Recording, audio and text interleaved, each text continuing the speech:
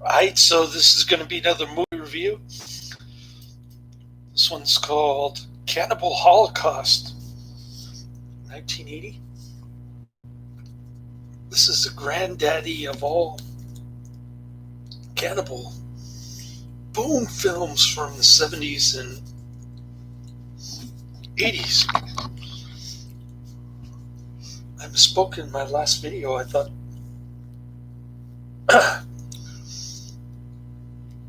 I thought the jungle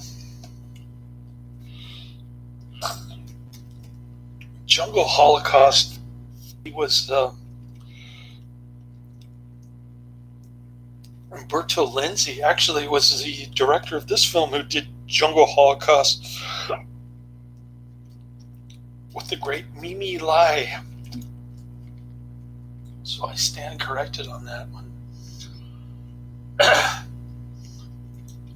And I believe Joe Bob's TV show nowadays is called The Last Drive-In with Joe Bob Briggs. I don't know if that's the iteration where he played Cannibal Holocaust, the movie that I just saw. But he took about 5 minutes, whatever show he did, he took about 5 minutes doing the drive-in total. And it's quite disgusting, this movie. I had to admit, it made my stomach churn. It was hard to watch. All the crazy things that are said about it are quite true, actually. And the ironic thing is that the people in the film, the promoters who want to air the raw film from the jungle for sensational things that drive people into a frenzy. It's the same kind of thing that drove the director to make this movie, I think. There are a lot of social taboos, for instance, gang rape,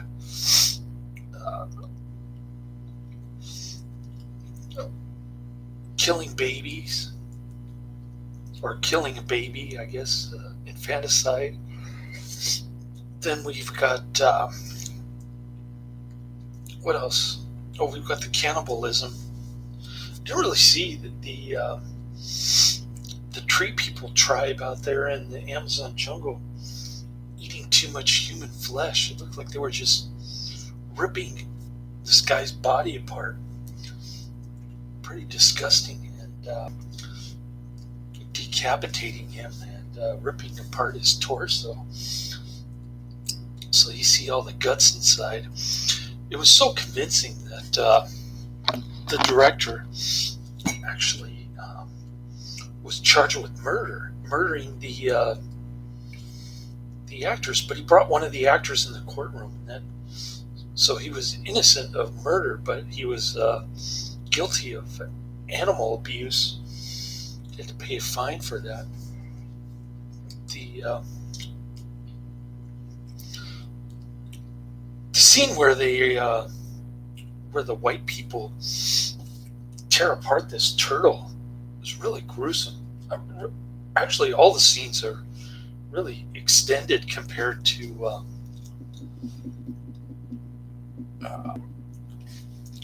the Cannibal Ferox that I just saw. Cannibal Ferox would be a good double bill. And the white woman is really hot. She's like flat-chested, A-cup. She looks like she might be Brazilian, but I guess she's Italian. She's got a really nice looking face when she was young. She doesn't look too good in her older years, but she gets full frontal 3 times in this movie. And yeah, So she's really the reason to watch in this thing. Um, Although she gets raped towards the end by the natives. Okay, so it's a standard story of white people inflict violence on the natives, and then the natives inflict violence on the white people. The ending didn't make sense, much like Cannibal Holocaust. Let them die slowly. Whatever the movie's called, the Umberto Lenzi movie that I just saw.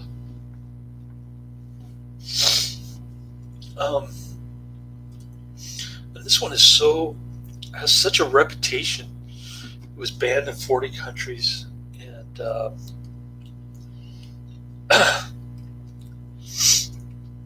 and it was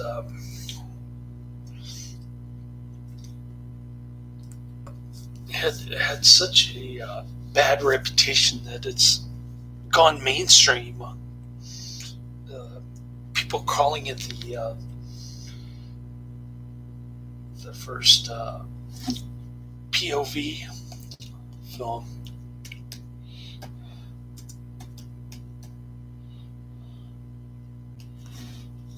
And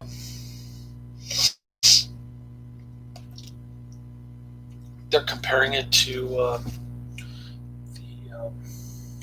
the Blair Witch Project, which is kind of interesting. I don't know if it is the first POV, but they're saying it's a lot like Blair Witch Project. It's got an interesting kind of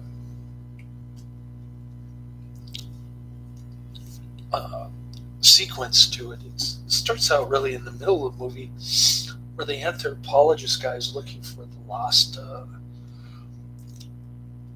documentary crew that went out to the Amazon to study the natives. Presumably, really, they went there to terrorize the natives again for a sensational purpose, which is sort of the whole point of this movie, really, from the director's standpoint, is to sensationalize and to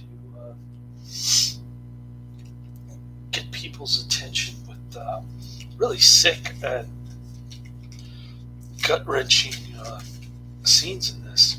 I got the unrated, or the uncut, I should say, the uncut version of this from Grindhouse Releasing. So I got to see all the terrible animal cruelty scenes and everything else, I guess. Lucky me. It wasn't too bad, but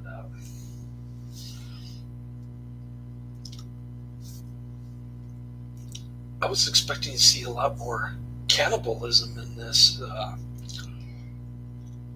Well, like I said, you don't really see them eating much. You see them tearing apart pieces of human body and cooking it at a campfire. Or you see this guy like doing the finger licking good thing on a partially decomposed hand. The fingers, finger licking good kind of stuff. But the rest of the movie is just brutal violence and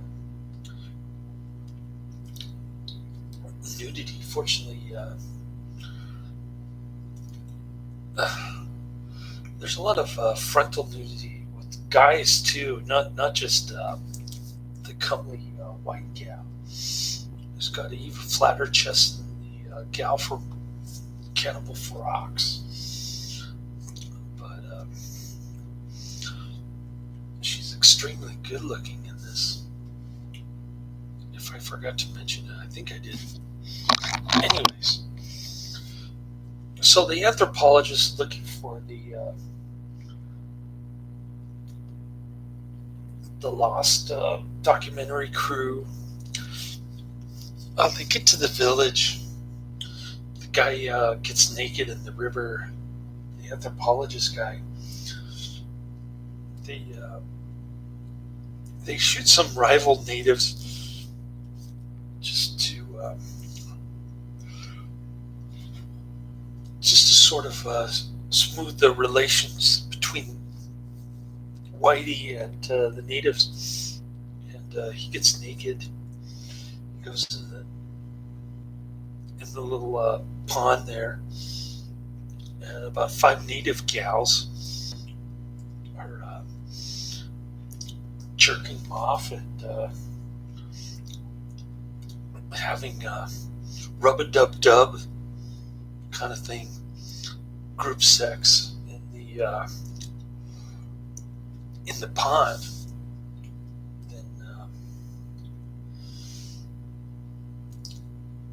Then he like tape records their music, their native music, and the native chief thinks this is the greatest thing. He agrees to hand over the raw film footage from the documentary crew. All of them are dead. He notices their skeletons are all pinned up on this wooden frame with all their knickknacks that they brought along.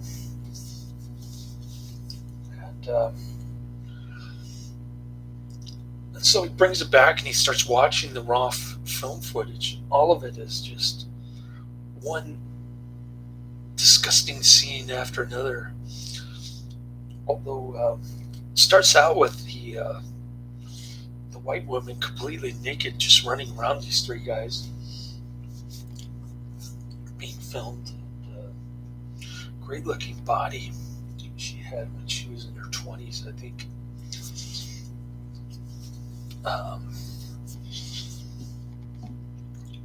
And her face is just remarkable. It looks like she's Brazilian, like I said. Her face, I think she's Italian. This is all dubbed in English, by the way. And Lamberto Bava is the assistant director. I think he had a hand in Jungle Holocaust also. It's kind of interesting how Lamberto Bava and this director, I keep forgetting his name, but the guy who did this in Jungle Holocaust, okay, I got him mixed up with Umberto Lenzi for some reason.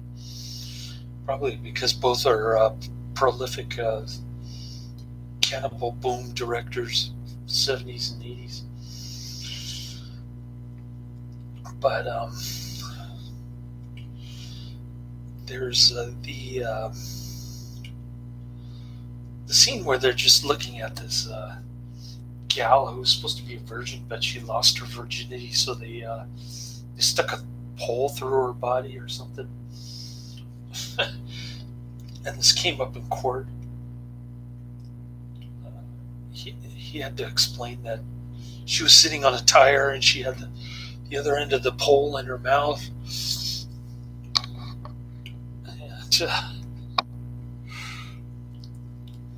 And that scene is actually was my first wife's T-shirt. She had a painting of it, or a movie poster kind of thing, of the gal with the naked gal with the pole in her mouth going through her body, and all bloody and stuff.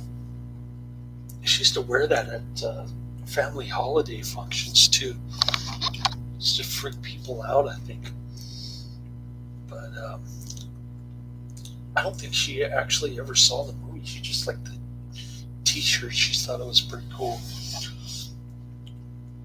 She was kind of a punk girl when I met her. And she thought it was socially unacceptable. Therefore, she ought to wear it in front of everybody, including my family. That was my first wife. There's a scene where the turtle just gets completely cut up into pieces, and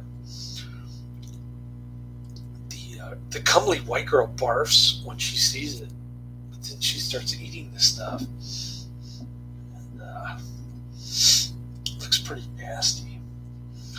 In Cannibal Holocaust, they just kind of chop off the rubbery turtle's head, and not any there's no blood that squirts out. It's just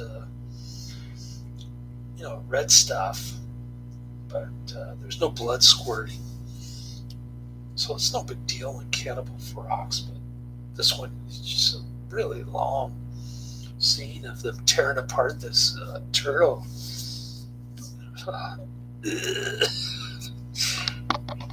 And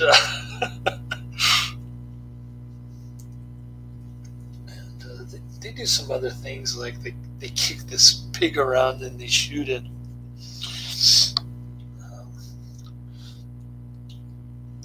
I don't know what possessed these white people to terrorize the natives. They force all the natives into a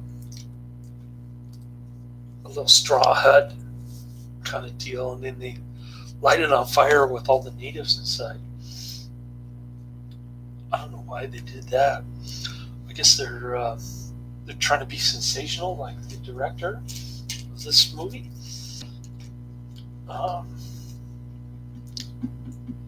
And that's why the ending didn't really make sense, I think. But there's another scene where this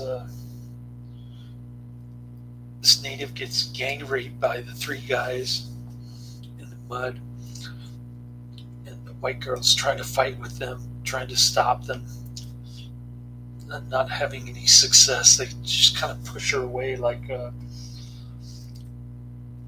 old banana peel from the garbage can.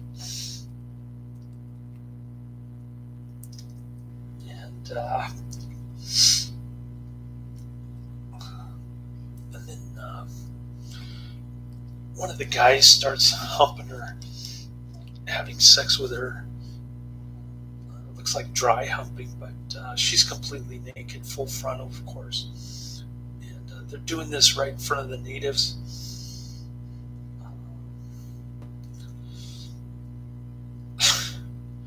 There's another scene where this body is just being cut up. And that's in the beginning of the movie. That was pretty hard to watch.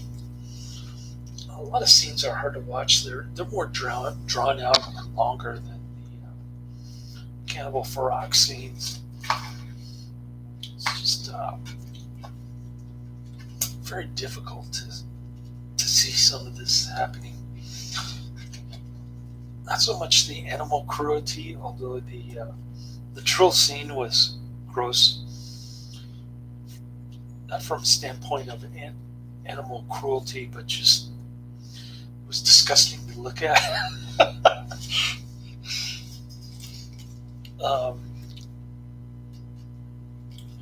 I don't know. Eating muskrat, and the tour guide for the anthropologist was a big-time cocaine addict. He's getting one of the natives pretend prisoner to do cocaine too.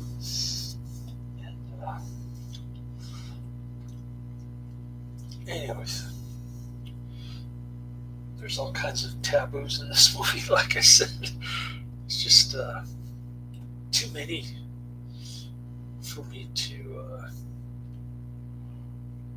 remember, although all of them kind of stick in my mind. Just really sick, deranged movie. I don't know why they don't make movies like this anymore, but I sort of have an idea.